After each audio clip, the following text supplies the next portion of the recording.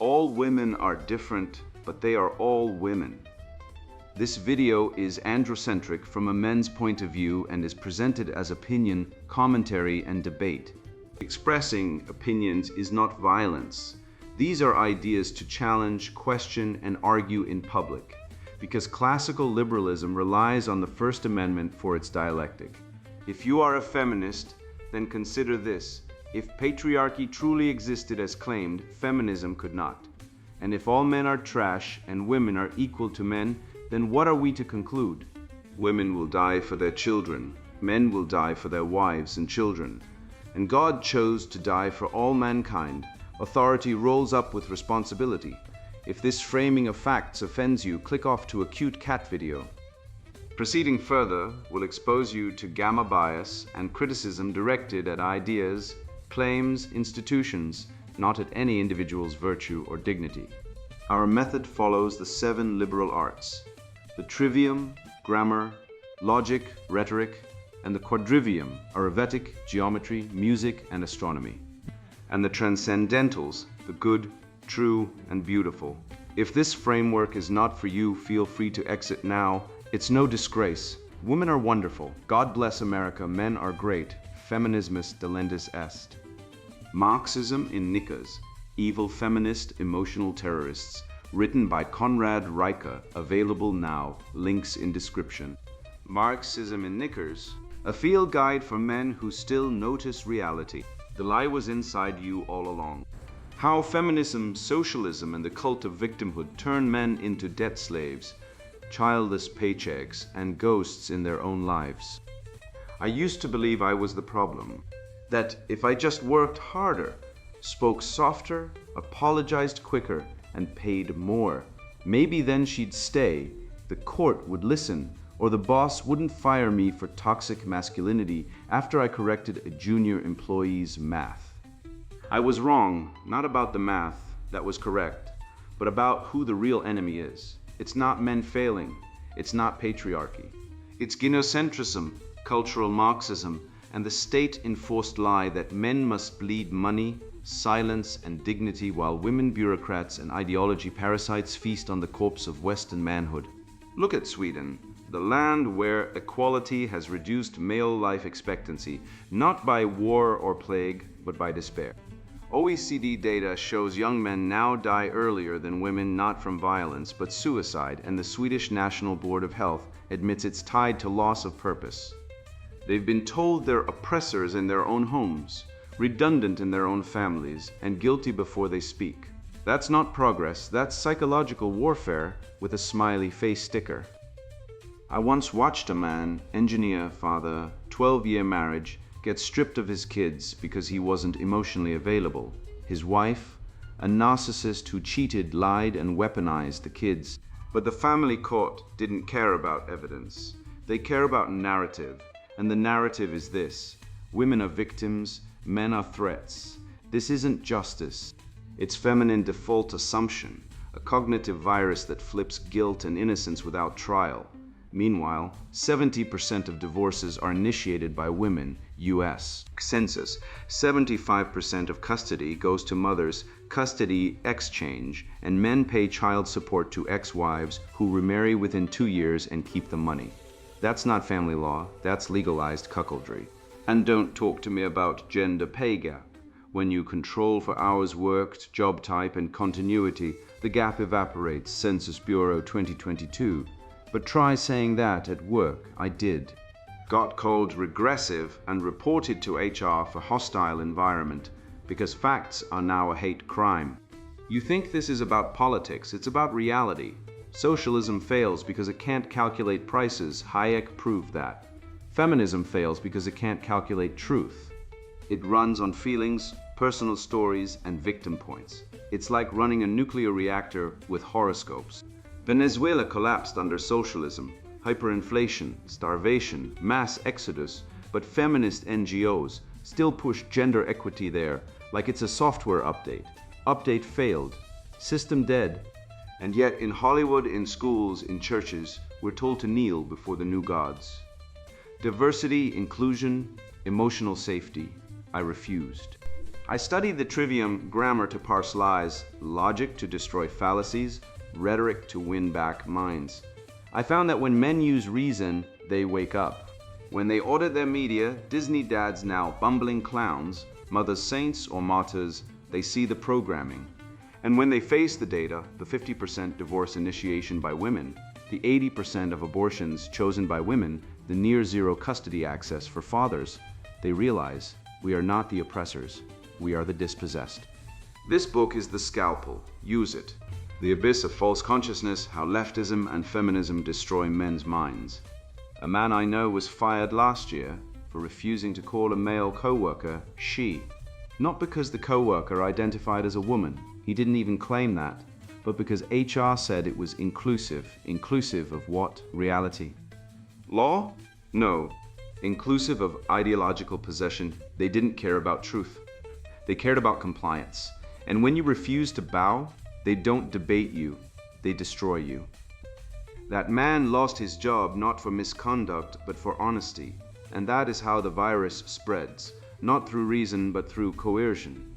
The left doesn't win arguments, it fires people who disagree. Sweden used to be a nation of Vikings. Now it's a laboratory for feminist self-destruction. Look at the data. Family formation has collapsed. Birth rates are in free fall. Male suicide has skyrocketed. Boys are failing in schools at record rates, while girls are praised for mediocrity.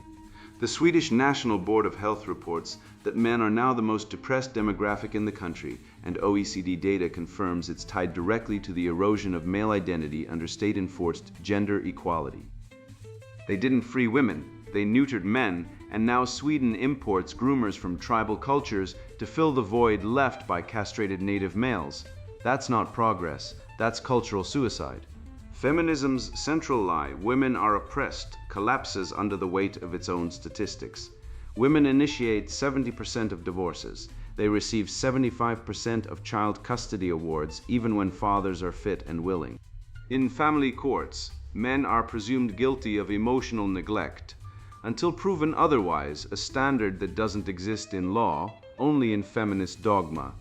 Meanwhile, women dominate victim narratives in media, law, and therapy. The oppressed sex owns the courts, the schools, the social services, and the narrative. The real oppressed group, men. But men don't complain, they just die quietly in suicide, in loneliness, in silence. Ancient Athens didn't fall because of war. It fell because it stopped thinking. Pericles, in his famous funeral oration, praised Athenian democracy, but he also praised feminine virtues: compassion, empathy, consensus. He elevated the demotic over the aristocratic, emotion over reason. And within a generation, Athens was conquered. Sound familiar? When societies prioritize feelings over facts, when they reward victimhood over virtue, when they let sentiment override sovereignty, they die. Gynocentrism didn't start with Betty Friedan. It started with the first man who chose a woman's whim over the truth. Leftism and feminism aren't ideologies, they're mind parasites. They don't want your agreement, they want your surrender. They infect male cognition by replacing duty with guilt, strength with shame, truth with trauma. They don't argue, they gaslight. They don't persuade, they pathologize. Call a woman unattractive, that's harassment. Question gender ideology, that's hate. Want your kids back after divorce. You're emotionally unavailable, a phrase with no legal definition, invented by feminist therapists to justify stealing children from fathers. These aren't ideas, they're weapons. Disney knows exactly what it's doing. Watch Turning Red. The father is a joke, clueless, awkward, irrelevant. The mother, wise, emotional, all-knowing. In Luca, the father is absent, the mother overbearing. This isn't accidental, it's deliberate. They're not making films, they're running psychological ops. For 2,000 years, Western stories celebrated fatherhood: Odysseus, Abraham, Marcus Aurelius. Now, fathers are bumbling fools or villains. And boys absorb this, that their natural role is to be silenced, mocked, erased. This is cultural programming, and it's working. I call it the feminine default assumption. Society presumes women are innocent, men guilty, until proven otherwise. A woman says she's assaulted, believed instantly. A man says he lost his kids unfairly, laughed at. A woman tweets, "Men are trash," celebrated. A man says feminism harms men, deplatformed. This isn't justice, it's superstition. It flips the burden of proof, not on evidence, but on gender. And it's killing men. Because when a man is presumed guilty for existing, he stops trying. He disengages. He dies inside, long before the coroner signs the form. I audit my media like a general audits his supply lines. No Disney, no NPR, no BBC. I don't let feminist poison into my mind, and I rebuild daily with logic, with grammar, with rhetoric. The trivium is my sword. When someone says toxic masculinity, I ask, define toxic, define masculinity, prove the link. They can't. It's a slogan, not a sentence. It's emotional terrorism, and the trivium cuts through it like a scalpel. Men, you are not broken. You are colonized. Deprogram yourself. Read Aristotle, read Seneca, read Christ. Not the feminist gentle Jesus, but the whip-cracking temple purifier who feared no mob. NICE studies from 2020 to 2023 show men who internalize feminist guilt have lower testosterone, higher depression, and less ambition. Shame is not virtue. It's a cage, and the key, truth. I knew a man who paid child support for 10 years every month on time and still lost custody. Why? The court said he wasn't emotionally available. What does that even mean? It means nothing. It's a magic phrase conjured by feminist judges to justify taking children from fathers. There's no legal standard for it, no measurement, just power disguised as compassion. You want freedom? Audit your life, audit your beliefs, audit your language. Stop saying mansplain, stop apologizing for existing, stop letting women weaponize tears against your logic.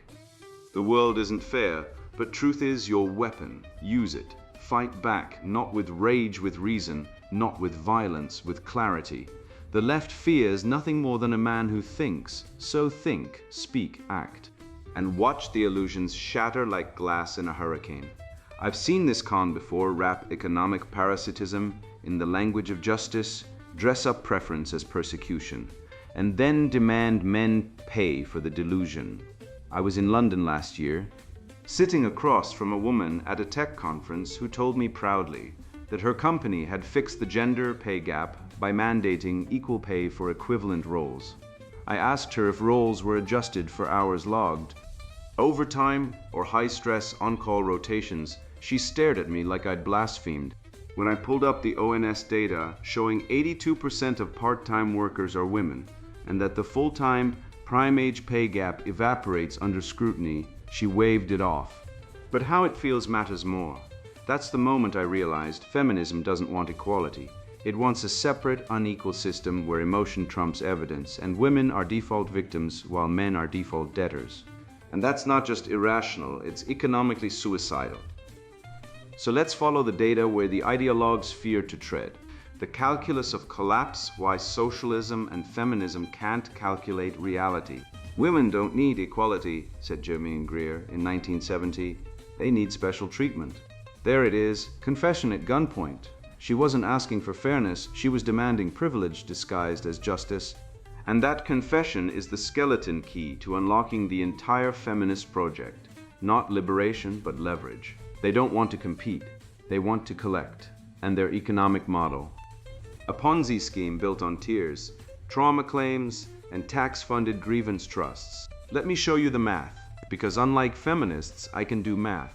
The BBC, that crown jewel of state-funded hysteria, spent years screaming about a gender pay gap of 10%, then quietly admitted, buried in a footnote no one reads, that women work fewer hours, take more career breaks, and choose lower paid part-time roles at 4-to-1 over men. That's not oppression, that's preference. When the US Census Bureau controlled for occupation, hours worked, experience, and education in 2022, the unadjusted 18% gap shrank to under 1%, statistically insignificant. But try telling that to a feminist. She's not interested in data. She's running on dopamine from victimhood. Her economy runs on feels, not facts. She'll say, I feel underpaid and expect a promotion, while a man is expected to produce, perform, and prove. This isn't economics, it's emotional terrorism with a PowerPoint. Feminism's core logical failure, the feminist calculation fallacy, is identical to the fatal flaw in Marxism. It abolishes price signals. Ludwig von Mises proved in 1920 that socialism fails because without market prices you can't calculate value, cost, or scarcity. No prices, no way to allocate resources, no feedback, no learning. The Soviet Union starved while grain rotted in silos because central planners didn't know what to produce or how much. Sound familiar? Now, watch feminists demand gender quotas on corporate boards, regardless of competence or performance, and watch those companies bleed value. Harvard Business Review analyzed 1,500 firms and found that mandatory gender quotas reduced profitability by 12% and increased executive turnover. But feminists don't care. Their metric isn't profit, it's representation. Like a commissar assigning tractor quotas by astrology, they assign board seats by gonads. The result? Stupidity enshrined as policy. Netflix's The Revolution Will Not Be Menstruated, yes, that's a real title. And yes, it exists, portrays male productivity as toxic capitalism, while glorifying care work done by women as inherently noble. Even if it's posting TikToks about crystals, never mind that men produce 87% of all global GDP, 95% of patents, and 98% of infrastructure. In feminist mythology, feelings are facts and tears are tax deductible. Let's talk biology because feminists hate biology. It keeps exposing them. Women, on average, use more narrative reasoning. They think in stories, not statistics. That's why their movement runs on personal reports. My cousin's friend was harassed while ignoring nationwide data. Men, on average, use logical reasoning. We test ideas, assess proof, and follow chains of cause and effect. This isn't hatred of women, it's brain science. Simon Baron-Cohen's work at Cambridge shows that male brains are built for systems, female brains for emotional connection, great for raising kids, poor for managing economies. When feminists claim men are toxic for building civilization, they're directly attacking the only force that ever moved humanity from primitive shelters. Meanwhile, in Venezuela, socialist feminists still promote fairness rules while the country collapses. Inflation hit 1,000,000,000%. People eat zoo animals. Women trade infants on underground markets. But groups like UN Women still back gender balance efforts there, because belief beats truth every time. Feminism isn't about fixing real problems. It's about showing off goodness while the world burns. And men? We're the fuel. You want proof of the feminist emotional economy? Look at family court. In the US, 80% of custody goes to mothers, regardless of fitness. Fathers are arrested for commenting on Facebook posts about their own children. Suicide rate for divorced men, 3 times higher than married men. And the cuckoldry rate? Studies using DNA testing show that 3 to 4% of children are misattributed to the legal father, meaning 1 in 25 men is raising another man's kid. But try getting child support reform. The state will bankrupt you before it questions a woman's word. Police enforce feminist dogma. Men are disposable, women are sacred. This isn't justice, it's genocentric theocracy, and the remedy, praxeology. Mises' theory of human action. All purposeful behavior stems from individual choice, not collective identity. You are not a toxic male, you are a rational actor. Master supply and demand. Understand opportunity cost. Learn marginal utility. These aren't dry concepts, they're weapons. The man who can calculate value cannot be guilt-tripped into paying for a woman's emotional labor. When she chose to drop out of the workforce to raise kids, her choice, her cost. You didn't sign up for her life plan. Reject the feminist ledger. Your soul is not her debt.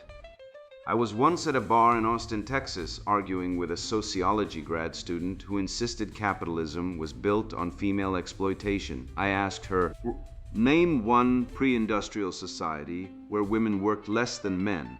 She blinked. All of them. No. In agrarian societies, women worked longer hours, childcare, cooking, fetching water, grinding grain. The Industrial Revolution liberated women from backbreaking labor, but she didn't care. Her narrative required victimhood, so she ignored history. That's the feminist method: invert reality, then accuse men of lying.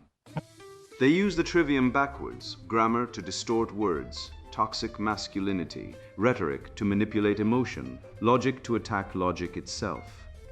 The antidote is simple: truth spoken boldly. Study the classics.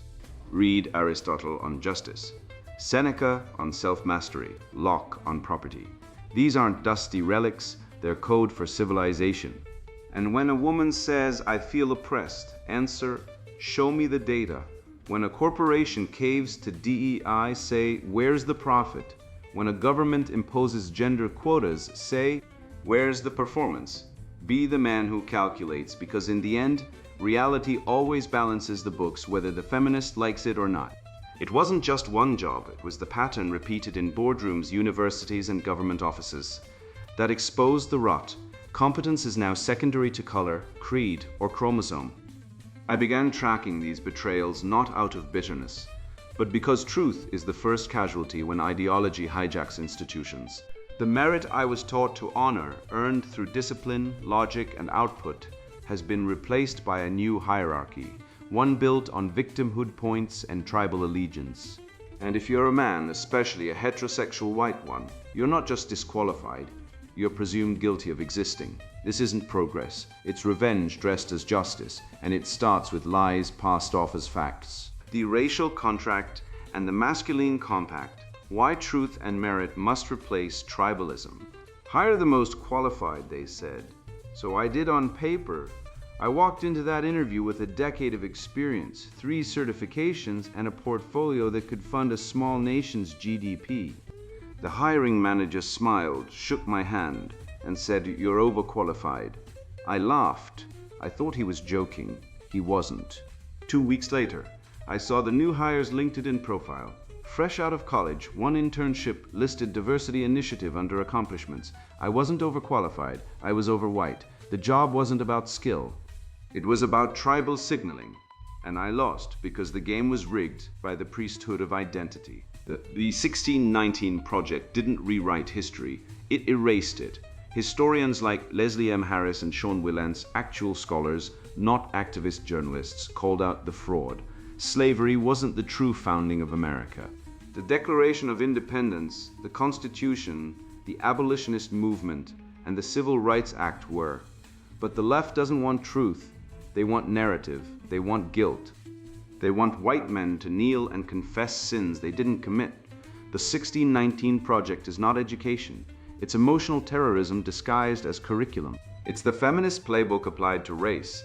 Manufacture victimhood, assign collective blame, then demand penance. But I didn't own slaves, my ancestors didn't, and I refused to pay reparations in dignity.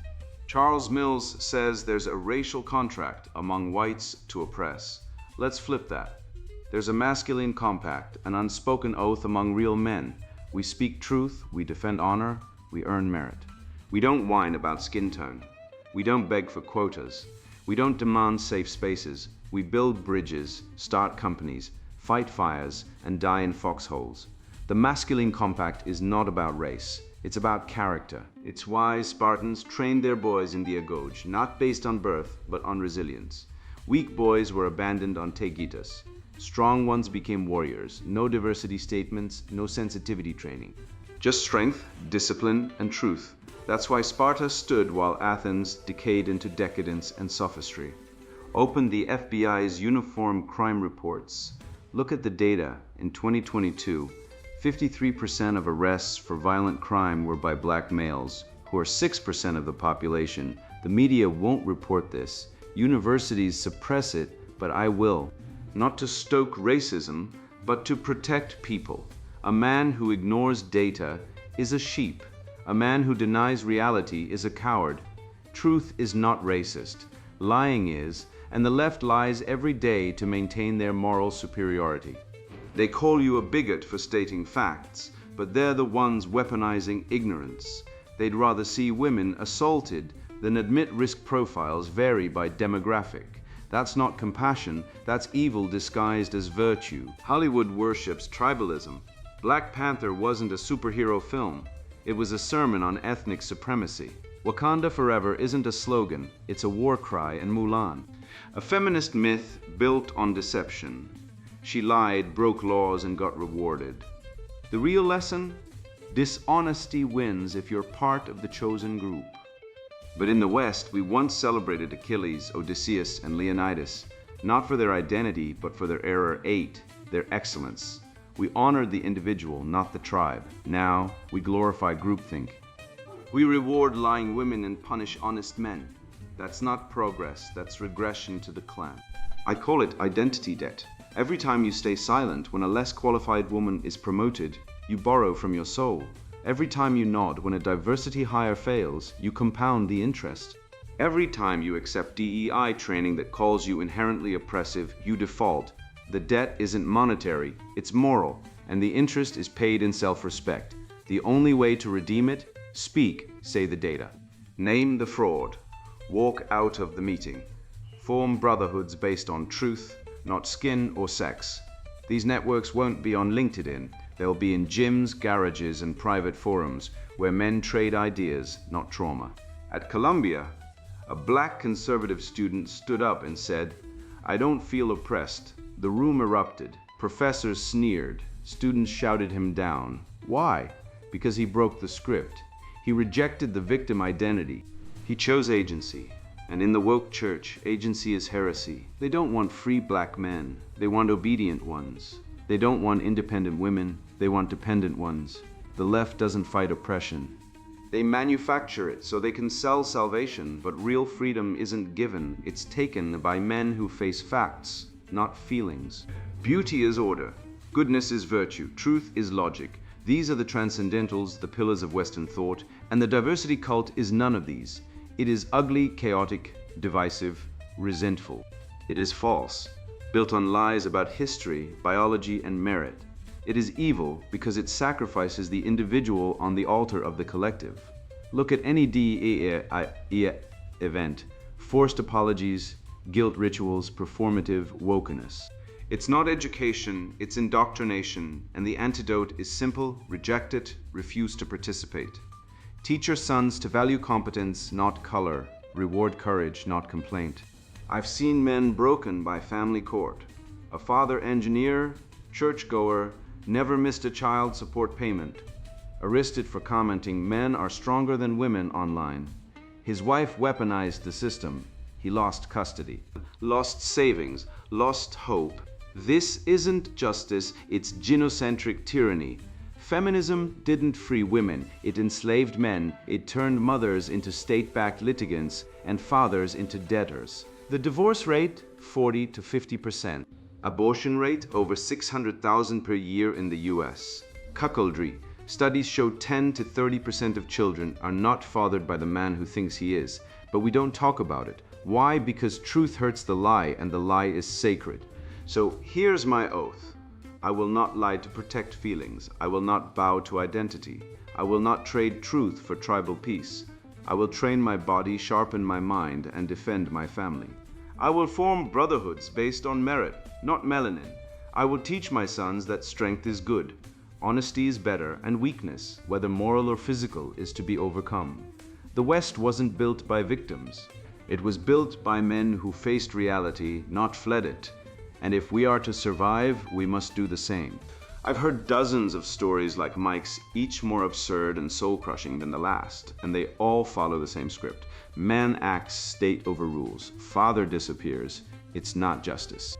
It's ritual humiliation dressed up as legal procedure. And if you think this is just about one bad court decision, you're missing the bigger truth. The entire family law system in the West has been weaponized against men, not by accident, but by design. It's time we name it for what it is. The fatherhood crisis, how the state steals authority while forcing responsibility. The first thing I did, after my daughter told me her stepdad had been touching her, was call the police. They told me to record it. So I did. I placed a phone in her room and got the proof. The next day, family services showed up at my door, not to arrest the stepdad. No, they arrested me, called me abusive for manipulating my daughter. My wife, now ex, said I was paranoid. The judge agreed. I lost visitation, was slapped with a restraining order, and now pay child support for a child I'm legally not allowed to see. That's from a real email I received last week. His name is Mike, a 42-year-old mechanic from Alberta. He's not a domestic abuser. He's not violent. He's not even emotionally unstable. He's a father who tried to protect his daughter and got crucified by the system for it. This is not a bug in the machine, it's the feature. The modern family court doesn't protect children, it protects the mother's narrative no matter how false, and punishes men who challenge it. The state doesn't care about truth, it cares about control. Canada's no-fault divorce laws are a legal extermination belt for men. You work 50 years, build a house, raise kids, and in 90 days, a judge can hand your life's work to a woman who cheats, lies, and moves on with some gym bro, while you're left with a mortgage-sized child support bill and a couch in your buddy's basement. I know a man in Ontario, let's call him Dan, who made 6 figures as an engineer. His wife filed for divorce, accused him of emotional neglect, which in family court means didn't fawn over her enough, and walked away with the house, the kids, and 40% of his income. She remarried 8 months later. Dan now pays support to 2 households, hers and her new husband's. Meanwhile, he sees his kids 2 weekends a month, if they're not sick or emotionally overwhelmed. The system isn't broken. It's working exactly as designed. Strip the man of authority, load him with debt, and erase his role. This isn't justice, it's state-sponsored cuckoldry. In the US, 68% of non-custodial parents are fathers. Yet the average father gets less than 10% of parenting time. Think about that. You're paying for a child you're legally excluded from raising. That's not parenting. That's taxation with no representation. The state treats children like currency, used to extract money from men while denying them access. This is not unique to North America. In Sweden, men are 3 times more likely to die by suicide after divorce. In the UK, fathers are arrested at double the rate of mothers for violating custody agreements even when they're trying to see their kids. The police don't protect your rights. They enforce the mother's monopoly on the child, and if you protest, you're labeled toxic, angry, dangerous. The narrative is pre-written, you're guilty before you speak. Contrast this with medieval Iceland. In the Gragas legal code, children were the property of the father's clan. If a man died, his sons inherited his honor, his weapons, his land. Women had no custody rights. Not because they were oppressed, because motherhood was a social role, not a legal weapon. The father was the head, the mother nurtured. The child belonged to the lineage. No state bureaucrat could rip a son from his father because mom had a mood swing. Today, we've inverted nature. The state empowers women to weaponize motherhood while disarming men of authority. You can't protect your child. You can't discipline. You can't even see them without permission. But you will pay every month, rain or shine, sick or healthy, until they're 21, 22, sometimes longer if they need help with college. This isn't equality. It's financial feudalism. Turn on Modern Family or The Simpsons or Bluey, yes, even Bluey. The father is either a bumbling idiot, a clueless doofus, or a passive enabler. The mother is wise, patient, morally superior. She holds the family together. The dad, he's a punchline. This isn't accidental, it's ideological warfare. For 2 decades, Hollywood has been running a psyop to erode fatherhood. Why?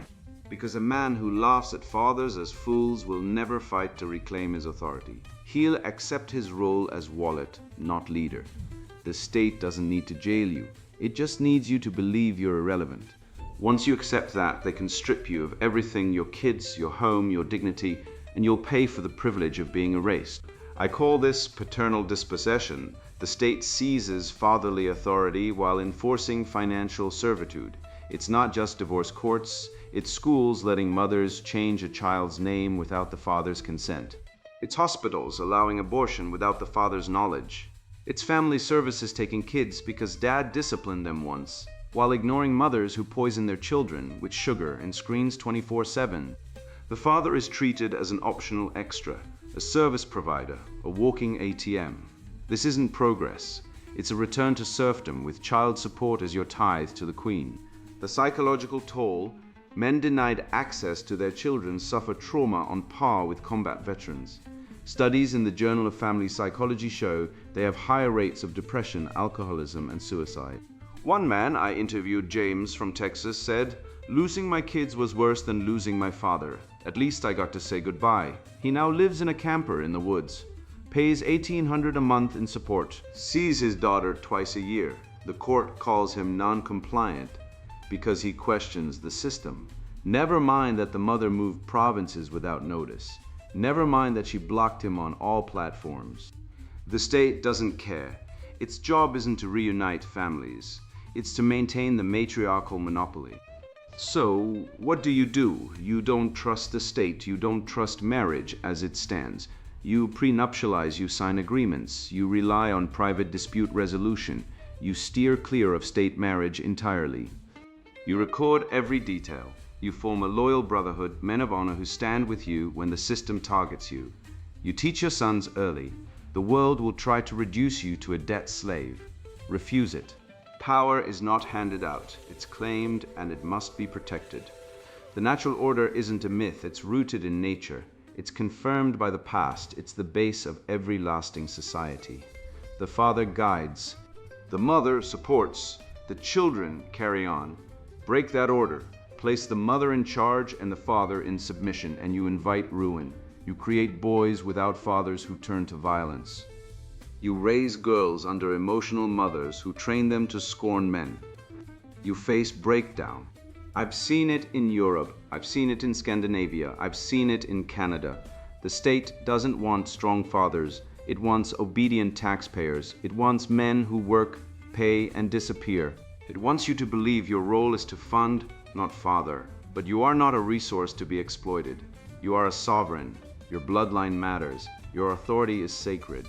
And no judge, no law, no feminist ideology can erase that truth. They can steal your house, they can limit your time, but they cannot take your dignity if you refuse to give it away. You now know the score. You're no longer blind to the rigged game. The family court stripping fathers of their children while chaining them to alimony like modern-day galley slaves. The universities teaching that biology is bigotry.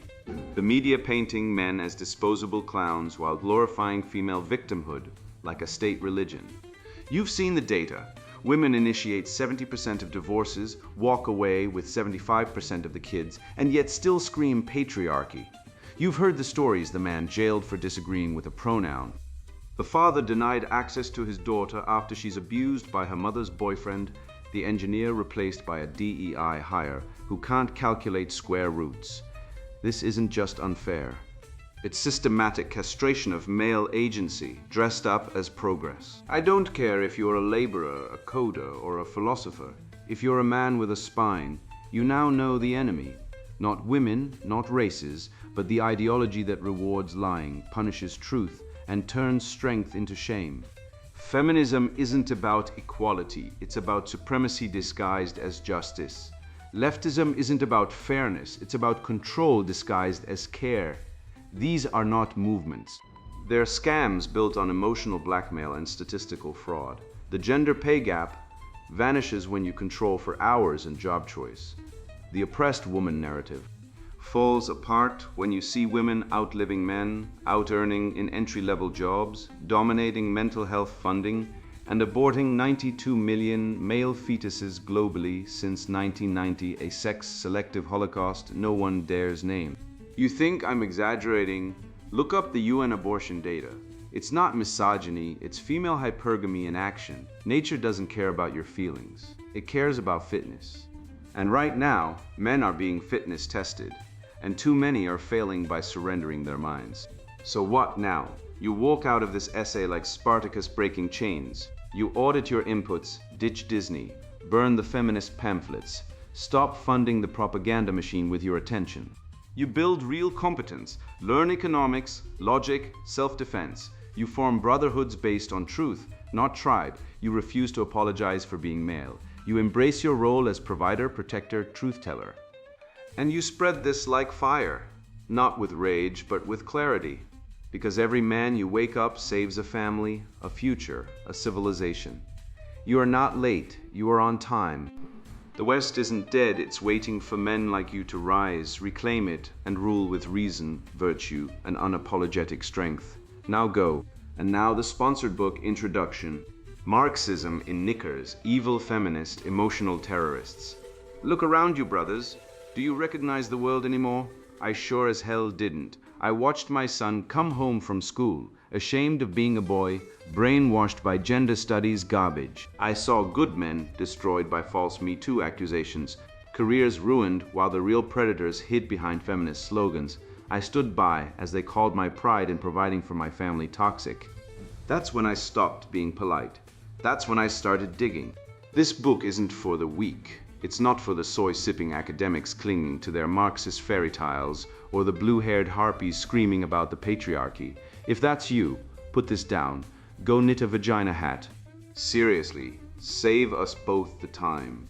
But if you're a man who feels the noose tightening, if you're tired of being told your strength is poison and your silence is compliance, if you're ready to fight back against the emasculating machinery, grinding down everything decent, then this is your field manual. I've mapped the battlefield. You'll see exactly how the feminist war room operates in machinery of destruction. You'll understand the Marxist rot fueling the woke cult's mandatory insanity in red roots. We'll expose the deliberate annihilation of fatherhood in Fatherhood Annihilated and the sick game of the double bind, where you're damned if you're strong, damned if you're not. I'll show you the biological betrayal where science gets sacrificed and the First Amendment Holocaust silencing dissent.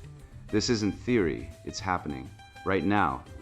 I spend years tracking this, talking to men broken by the system, watching the left's playbook unfold. What I found wasn't equality. It was a hateful, calculated siege on manhood itself. This book gives you the unvarnished truth they try to ban. It shows you how to spot their traps, dismantle their lies, and start the remasculation. How to rebuild your role as provider, leader, father. How to win. Your manhood isn't a relic. It's civilization's firewall, and they want it dead. Read this. Arm yourself. Fight back. Buy it now, before they make sure you never can. Your future as a man depends on it. Marxism in Knickers, Evil Feminist Emotional Terrorists. Written by Conrad Riker. Buy now, links in description.